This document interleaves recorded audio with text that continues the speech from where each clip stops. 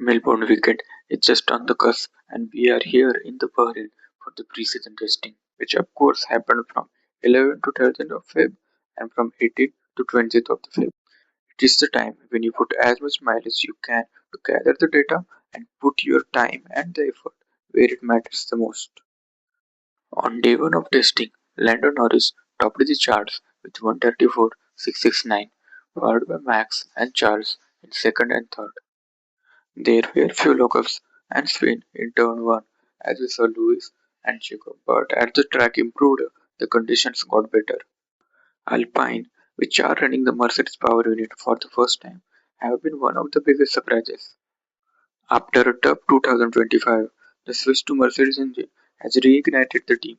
They clocked over 1,000 laps across testing, showing massive reliability gains and positioning themselves at the very front of the midfield. A tight midfield, I would say. However, the headline of the testing was Ferrari. Charles Leclerc absolutely lit up the timing screen on the final day, slating a blistering 131.992, the only driver to break the 132 barrier. Between their rocket starts across testing and innovative aero, the Ferrari looks like the team to beat. The new 2026 regulation brought plenty of drama.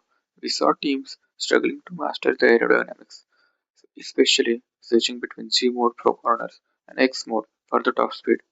On the straights, driver also had to adapt to 50-50% power split between the engine and the battery, leading to a lot of lift and coast at the stride to harvest enough energy for the next big push. It wasn't all smiles although Aston Martin had a nightmare 2 weeks.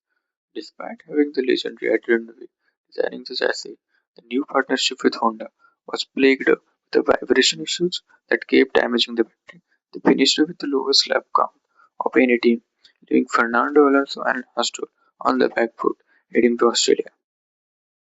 Even with Ferrari's speed, Mercedes and Red Bull were clearly sandbagging. George Russell and Max Verstappen were more focused on high fuel rate simulation, showing scary consistency that suggests title fight is going to be wide open. Testing is over, data is in, and the 2026 era is official here. Who is your pick for the win in Advil part? Let me know in the comments.